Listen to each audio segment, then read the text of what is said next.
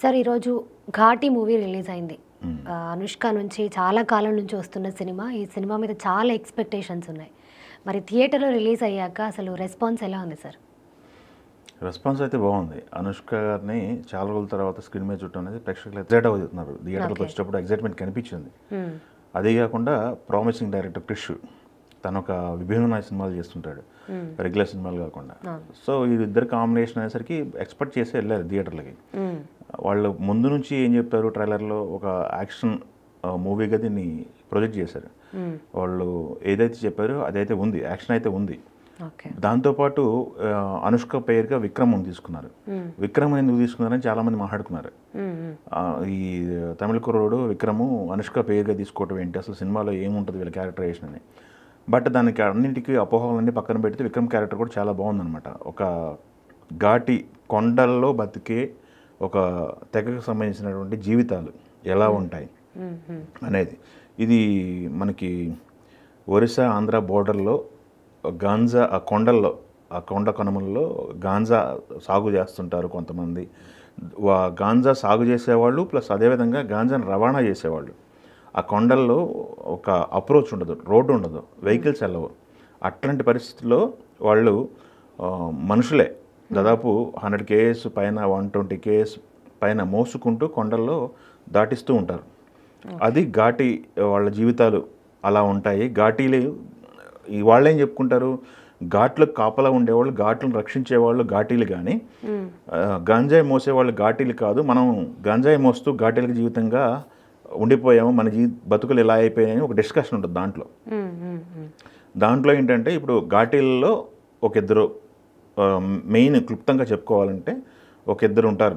ఆ ఇద్దరు లవ్లో ఉంటారు, పెళ్లి చేసుకోవాలనుకుంటారు.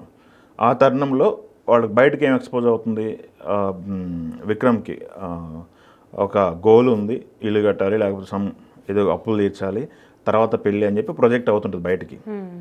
బట్ వాళ్ళు లోపల ఏం చేస్తారు, వీళ్ళు ఘాటీలు ఎప్పుడు కూలీలుగానే ఉండాలా, ఈ కూలీలుగానే జీవితాలు అయిపోవాలా, తరతరాల నుంచి ఇదే చేస్తున్నాం కదా, ఏంటి పరిస్థితి, మన బతుకులు మారవా అనే డిస్కషన్ పాయింట్ మొదలైన తర్వాత వీళ్ళు ఏం చేశారు దానికోసం, వీళ్ళ అంతర్మథనం ఏంటి, వాళ్ళిద్దరిలో ఎవరికో ఏదైతే రెండో వ్యక్తి ఎలా రియాక్ట్ అవుతారు అనేది స్టోరీ.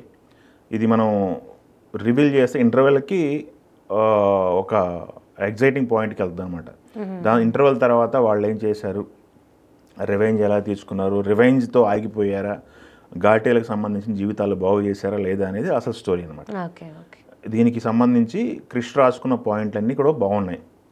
చాలా వరకు అక్కడ కొంతమంది దగ్గర సమాచారం సేకరించి గతంలో ఏం జరిగింది, ఇప్పుడేం జరుగుతుంది, గాంజా కోసం మన బతుకులు ఎలా మారినాయి, గాంజా దీన్ని వ్యాపారంగా చేసుకుని చాలామంది ఎత్తుకుతున్నారు తప్ప మనం మన బతుకు కోసం గాంజా మోస్తున్నాం, కానీ వేరే వాళ్ళ బతుకులు నాశనం అయిపోతున్నాయి కదా ఈ గాంజా ద్వారా అనేది ఒక డిస్కసింగ్ పాయింట్ ఉంటుంది లాస్ట్లో.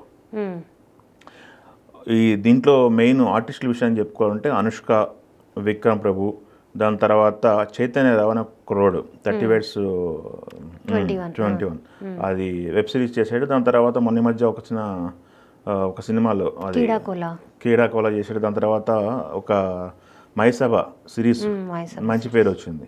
ఈ సినిమాలో కూడా ఒక ప్రామిసింగ్ క్యారెక్టర్ చేశాడు అతనికి త్రూఅవుట్ మూవీ ట్రావెల్ ఉంటుంది క్యారెక్టర్, మంచి ప్రామిసింగ్ క్యారెక్టర్ చేశాడు. ఇప్పుడు మనం కూలీ సినిమాలో మలయాళం ఆర్టిస్ట్కి పేరు వచ్చింది కదా, లైక్ అలానే అనిపిస్తుంది ఈ సినిమాలో ఇంపాక్ట్ ఉన్న క్యారెక్టర్ అనమాట. అతను చేశాడు బాగా. జగపతి బాబు గారు ఉన్నారు, అతను మంచి క్యారెక్టర్, అతను కథకి ఉపయోగపడే క్యారెక్టర్. మిగతా ఆర్టిస్టులందరూ కూడా వాళ్ళకి సంబంధించినటువంటి క్యారెక్టర్లు ఏదైతే ఉందో దానికోసం మంచి క్యారెక్టర్లు చేశారు. యాక్టింగ్ బాగుంది అందరిది. కాకపోతే ఇక్కడ మనం ప్రధానంగా చెప్పుకోవాల్సింది ఏంటంటే, ప్లస్ల విషయానికి వచ్చినట్టయితే ప్రొడక్షన్ వాల్యూస్ బాగున్నాయి, వాళ్ళు ఎంచుకున్న లొకేషన్స్ బాగున్నాయి. ఆ కొండల్లో ఇలాంటి వాతావరణం ఉంటుందా, ఇలాంటి ఆహ్లాదకరంగా ఉంటుందా అనిపిస్తుంది అనమాట. ఆయన గ్రీన్ మ్యాట్కి ఉండిపోకుండా డైరెక్ట్ వెళ్ళి లొకేషన్లో షూట్ చేశారండి, అది బాగున్నాయి. ఆర్టిస్టుల పర్ఫార్మెన్స్ బాగుంది, బ్యాక్గ్రౌండ్ స్కోర్ బాగుంది, సినిమాటోగ్రఫీ బాగుంది. బట్ ఎక్కడ ఈ సినిమా సంబంధించి మైనస్ విషయాన్ని చెప్పుకోవాలంటే, రెగ్యులర్ రివెంజ్ డ్రామా లాగా అనిపిస్తుంది ఈ సినిమా. కొత్తగా ఏముంది అనిపిస్తుంది. వాళ్ళు ఎంచుకున్నది థీము, బ్యాక్గ్రౌండ్ స్టోరీ, ఈ జరిగే లొకేషన్, ఈ రెండు కొత్తగా ఉంటాయి తప్ప ఈ రివెంజ్ ఫార్ములా, రివెంజ్ డ్రామా, ఒక వాళ్ళతో పాటు బతికే వాళ్ళ కొంతమంది జీవితాలు మార్చాలనే కాన్సెప్టు, ఇవన్నీ కూడా రెగ్యులర్గా ఉన్నాయి కదా అనిపిస్తుంది. బట్ అనుష్క అయితే ఆ టైప్ ఆఫ్ క్యారెక్టర్, ఈ టైప్ ఆఫ్ క్యారెక్టర్ చేయలేదు. తనకు కొత్తగా ఉంది. చాలా రోజుల తర్వాత అనుష్క గారిని చూసాం కాబట్టి స్క్రీన్ మీద ఎంజాయ్ చేస్తున్నారు. బట్ ఎక్కువ ఎక్స్పెక్ట్ చేసి వెళ్తే మాత్రం డిసప్పాయింట్ అవుతారు. నార్మల్గా ఎక్స్పెక్టేషన్స్ లేకుండా ఒక అనుష్క చాలా రోజుల సినిమా చూస్తున్నాం అని మైండ్ సెట్తో వెళ్తే ఓకే సినిమా.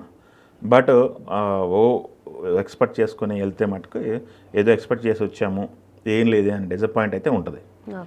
సో ఘాటికి సంబంధించి మంచి ఒక యావరేజ్ సినిమా చూసిన ఫీల్ అయితే వస్తుంది. ఓకే. యా.